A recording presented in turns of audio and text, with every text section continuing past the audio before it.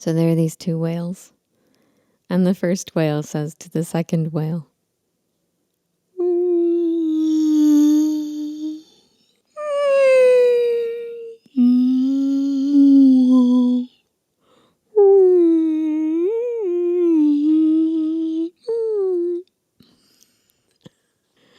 and the second whale says, "What?" It's a really good one. It's such a good... That was my signature joke when I was touring. You know what that reminds me of? In 2018, a whale washed ashore in Indonesia, and it was found with 1,000 pieces of plastic trash in its belly. That's hilarious. Yeah, I'll start adding that to the punchline. It was 13 pounds of trash, including 4 plastic bottles, 25 plastic bags. This is not, I don't think this is funny, by the way. Yeah, it's a coping mechanism. 115 plastic drinking cups and 2 flip-flops. This is not funny, but it does make you wonder. Were they a pair? Yeah. Or were they two Were there separate? any human bones found in there? Those probably broke down okay. That's not what we should be concentrating on. No. It's the amount of plastic That's in the so whale's much belly. plastic. Welcome back to One Can Hope. Today's episode is all about takeout. HOTTOGO. Hot to go. Because sometimes, most of the time, cooking is just it's too much. And so is the waste that comes with it. But you can still enjoy your favorite takeout treats without trashing the planet. One can hope.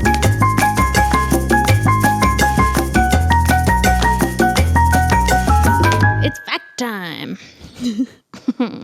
In 2016, an estimated 561 billion disposable food service items were used in the U.S., becoming a total of 4.9 million tons of waste.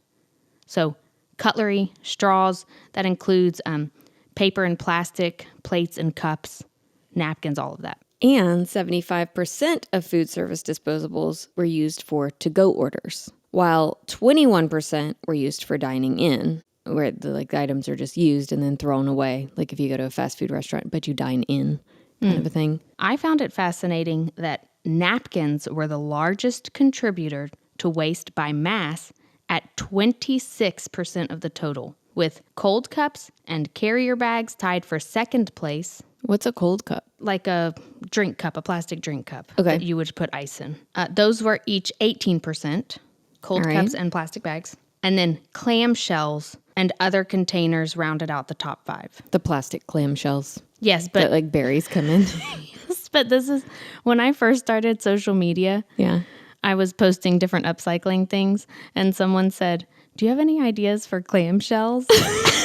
And I was like, maybe you could crush them up and use them in the garden or something. I don't know. And she was like, "Oh, I meant like berry clamshells." And I felt like such a goob. Oyster shells are used a lot for upcycling. Okay. According to the Plastic Pollution Coalition, over 500 million plastic straws are used in the United States each day. Day. 500 million, you said? A day. Oh my gosh. Has no one seen the video of the sea turtle? If you haven't, listeners, I wouldn't say check it out. It's really sad. Yeah. There's a sea turtle with a plastic straw stuck in its snout. I don't know if that's the anatomically correct. Snows. Anyway, it's awful. Yeah, it's real sad. These items are particularly terrible for aquatic life because they resemble fish or just little plankton or kelp. Yeah. Plastic bags look like jellyfish. So they're eaten like that whale in Indonesia. Which is, again, not funny at all. I can't stop thinking about flip-flops. Okay. A study from the University of Cadiz, Spain, analyzed 12 million pieces of litter collected from oceans and rivers shorelines, the seafloor, and open waters. Researchers found that 80% of items were plastic, and nearly half, 44%, was related to takeout food and drinks, specifically single-use bags, plastic bottles, food containers, and food wrappers. Other items included plastic caps and lids and disposable cutlery. It's like people going, having a little beach picnic or a little picnic next to the water and then... Sure, or you don't dispose of it properly and the wind takes it. Yeah. Or you do dispose of it properly and the wind takes it. Our trash is ending up in open landfills. It's dumped in a dump truck, but then the wind takes it. And so it kind of feels like the wind is the primary culprit here. I don't think we should be blaming the wind. No. Maybe that's the common villain that gets us all to unite and start changing things. I've seen Wicked. It is wild to think that napkins are the biggest trash culprit. My first thought when you were talking about paper napkin waste was, I wonder how many of those have like the phone number of the guy that tried to hit on you at the bar and you're just like, no thanks. Or like some brilliant idea. Yeah. Let's go dumpster diving.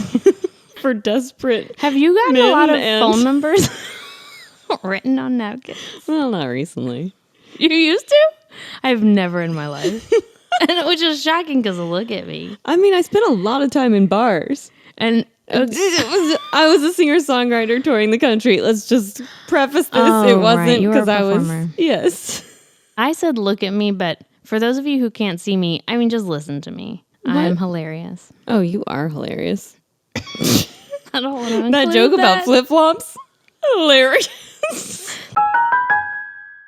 All right, let's dish on the details. How do we tackle takeout waste without giving up our favorite Friday night splurge? Reusables. Hello.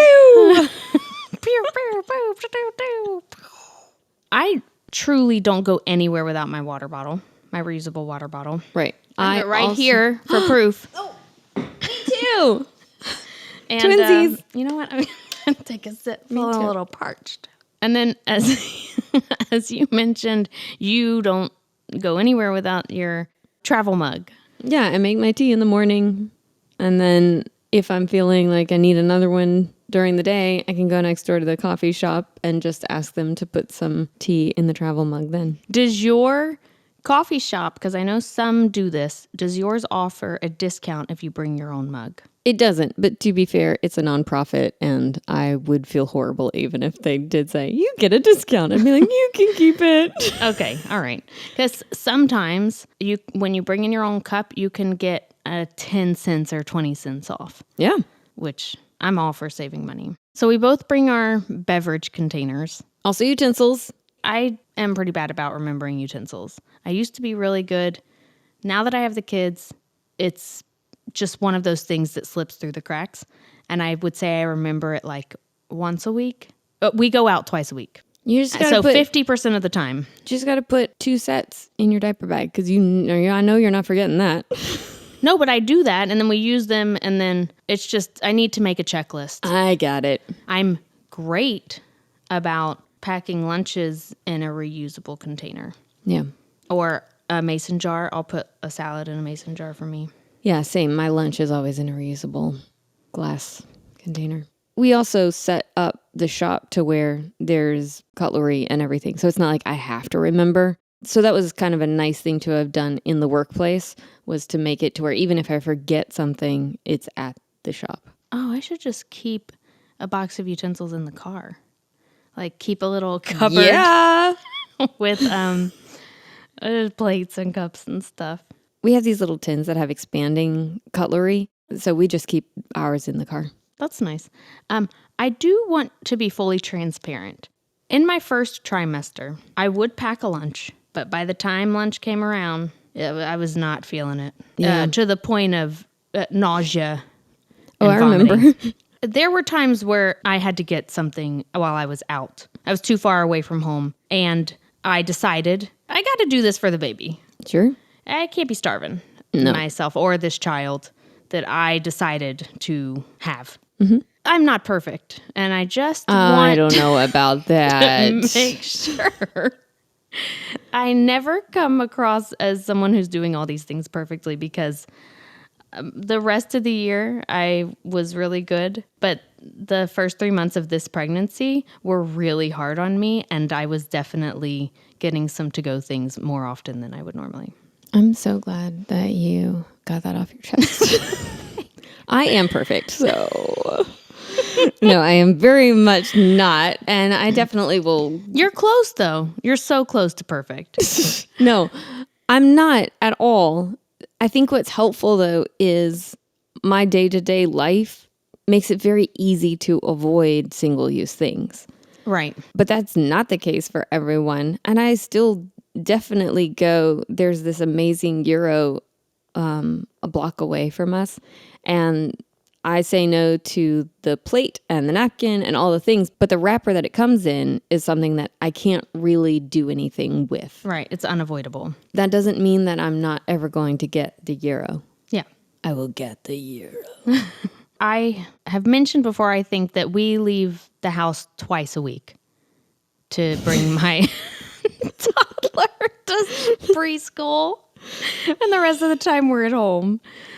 So for the most part, I'm able to just use what we already have at home. I will say, keeping a cloth napkin on hand is so helpful. My kids are slobs, so it's always nice to have that extra material to clean up their little stinky faces with. And then, of course, reusable bags. If you're getting takeout, politely declining the plastic bag if you're getting it is helpful.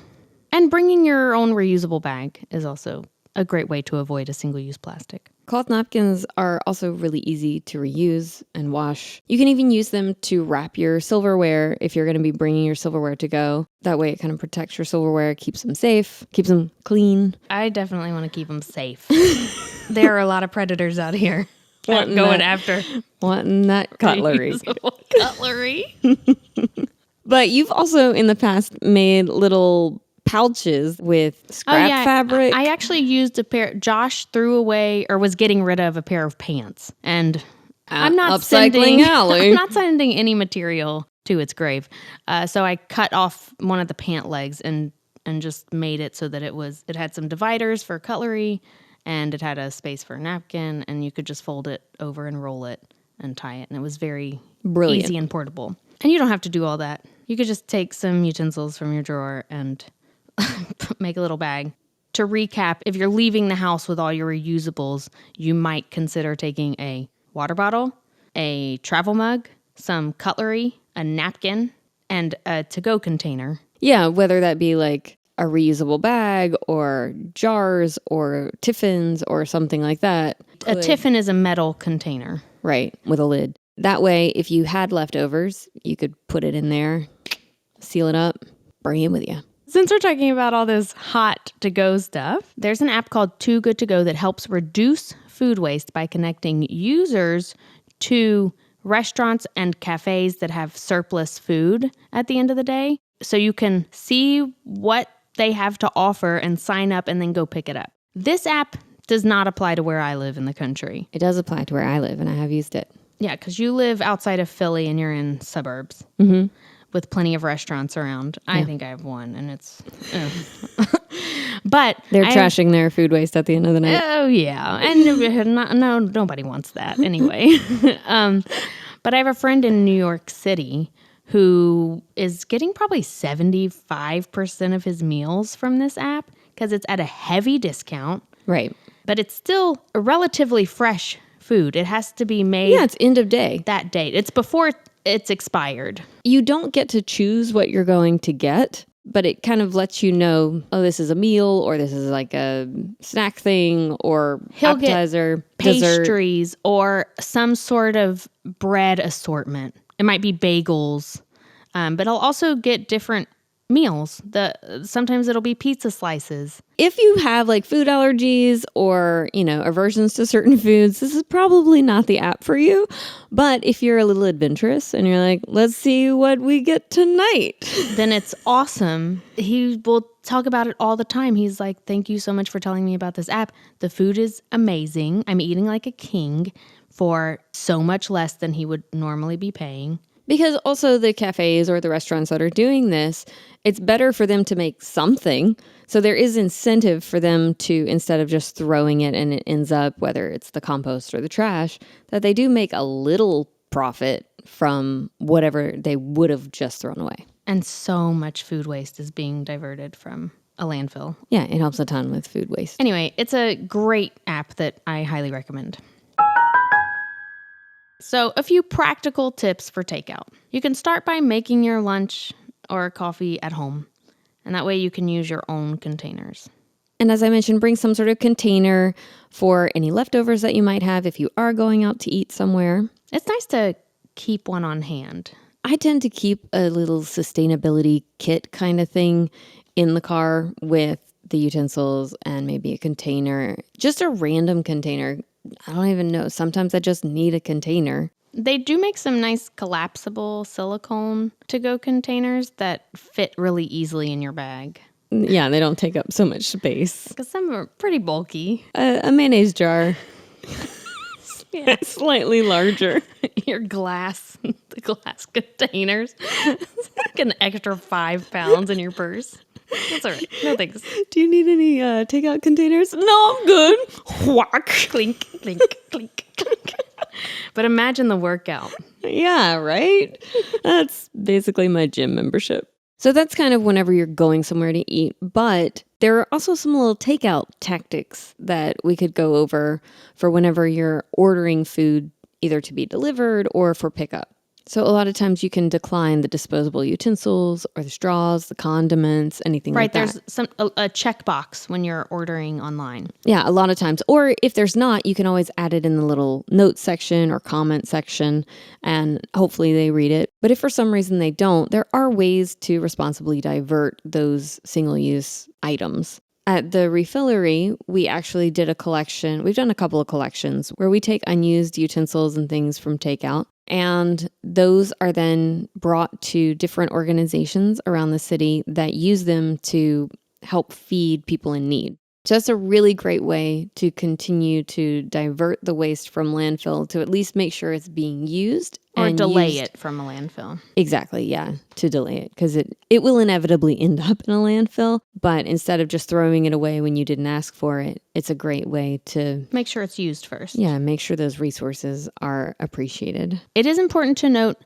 that most of the plastic food packaging that you're getting from takeout will not be recyclable. Some of it might be. You can check with your local recycler to see what types of plastic are accepted, but most of them do not fall under the category. And even the ones that do fall under the category, if they have food waste on them, will not be recycled. No. And on the same note, that's just trash. Pizza boxes. This is a reminder for my husband too. If you're listening, Jonathan. Pizza boxes are not recyclable because they have food waste on them. Okay? They have grease or cheese. They do not belong in the recycling bin. Mm-mm. But so if you don't want to sleep on the couch. Or do you? Wait a second. That's why he's been putting them out.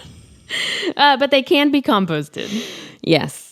One thing that I really love about a few of the places around here is they offer reusable takeout containers. We don't do a lot of takeout. My husband cooks most every meal. He even actually makes our pizzas every week. But wow. We're working on our dough.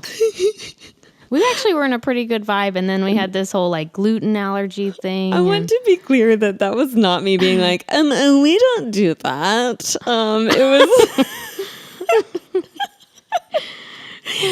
it's budgetary constraints as well. So anyway, when my husband doesn't cook because maybe he's, I don't know, seeing a friend one night or that's weird. I don't know, maybe he's working out of town or something. That means Mama's cooking. And Mama doesn't cook. Whenever I tell my daughter, hey, it's the girls' night, she's like, oh, what are we going to eat?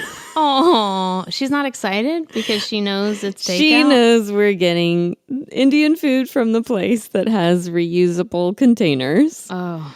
or like mac and cheese. I'm so jealous that you have good Indian food around here. It's really good. And reusable containers. Hello, does it get any better? Brag, the brag, dreams brag. are made of. Well, I get fresh air at home. You moved. Anyway, so there it is. Did anyone have bets on when she would mention it? It's going to become a drinking game. So the food comes in containers that you then clean and return. They sanitize it on their end. Do they take after. A deposit? They don't. But if you don't return it within a certain amount of time, then you get charged. Oh, okay. But also some smaller businesses, smaller restaurants, like family-owned restaurants, will still accommodate your requests if you come in and you say, hey, can I get this to go and can you put it in this container? Oh. That's happened a few times. I don't think I've ever tried that. It's a great thing to ask because the worst that could happen is they say no. Right. The power of the ask. And I wouldn't get anxiety from that at all. So I'll definitely ask. No, truly though, the worst thing they can say is no, we don't do that. Yes. So it's worth a shot. Yeah. I have seen a few more restaurants switch to compostable takeout packaging. Which is great in theory. Right. If they have composting on site. Otherwise, if they just have a trash can on site, then you're throwing the compost in with the trash and it's not going to actually be composted. Because as we've mentioned before, if it's in landfill, just because it's compostable, if it's going to the trash, the landfill doesn't provide adequate conditions for it to actually break down. So these companies are spending more money to have compostable takeout containers, but there's no real education on what that is. Right. And it really is more like greenwashing. It just makes the consumer feel good. Also, even if you're taking it home with you, you have to make sure you are, one, composting it, or if a lot of those containers have industrial compost only. Mm-hmm. So those need to go to an industrial composter. And that's another thing to just be aware of. But then there are some that have composting on site, and maybe those are the businesses that you frequent more often. It's definitely a vote with your dollars situation, supporting the sustainable business practices. Think of it like matchmaking. You swipe right on the restaurants that support the planet. And swipe left on any place that has styrofoam. That is the ultimate deal breaker. I just realized that last week we were talking about Billie Eilish and how she's continuing the conversation of sustainability. And now we're going to talk about another singer-songwriter who's also outspoken about the environment. And we've been dropping hints all episode. H-O-T-T-O-G-O. Oh, I did my G wrong. Did I do it wrong? No, I did. A chapel roan. You're going to have to be the one that takes the lead on this because, as I mentioned in last episode, I don't listen to a ton of music these days. I'm out of the loop. My child blares 80s music right now, so... For those of you who aren't familiar, Chapel Roan is a rising star in the world of pop music. And she has gone viral for a multitude of reasons. But one of them that I was really excited about was she has been pictured at the VMAs, at multiple award shows, at every concert with the same reusable water bottle. This turquoise reusable water bottle that has a distinguishable sticker of her face, like a cartoony version of her. Okay. And it's made the rounds. Like, she is really sticking to this thing. She's not chugging plastic water. She'll be in her very elaborate award ceremony outfit with her turquoise reusable water bottle. I love it. There's even an Instagram page devoted to her water bottle. I think it's called Chapel Roan's water bottle. And it's just pictures of all the time she's had it, whether it be in the middle of a show or on the red carpet. I have a dream that celebrities start wearing the same outfit more than once. Oh, wouldn't that be cool? Yeah. That'd be a fun thing to... At first when you were like, and she's pictured everywhere. I was same outfit. But reusable water bottles are also amazing. Okay, not just that. In the same vein, she's not wearing the same thing every day. Mm-hmm. But she recently did an interview with Rolling Stone where she openly criticized some fast fashion brands. Like H&M, Temu, those kinds of places. Yes. She said these kinds of companies have no place in our world. And she's... Agree. Go, girl. And she's mentioned how picky she is when it comes to brand deals, and she will not accept anything unless it feels 100% right. I really admire that because it shows she's not just after money. She's really trying to take a stand. Yeah. Right. If you haven't seen pictures of her outfits are all very elaborate, but they're all a mix of vintage and independent designers. So she's really staying away from the whole fast fashion thing. She has been criticized because her tour t-shirts are expensive. They're $40 a pop.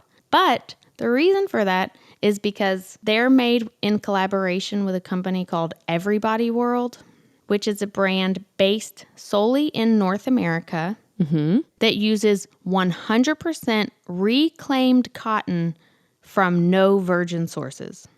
That's amazing because cotton in general takes a lot of resources. Ton of water. Everybody World also advocates for safe work environments and fair wages for garment workers. So all of this is what gives that $40 price tag. I support all of that. Absolutely. Way to go. WAYTOGO. Oh, yeah. I just came up with that. You can use that, Chapel. Today's takeaway, Takeout doesn't have to dish out a side of guilt. Ditching disposables is the main course of sustainability. So don't just nibble on the idea, dig in. Because every time you opt out of disposable cutlery, you're taking one small bite out of a big problem. And with your help, the world will have whales full of krill, not clamshells. Or flip-flops. One can hope.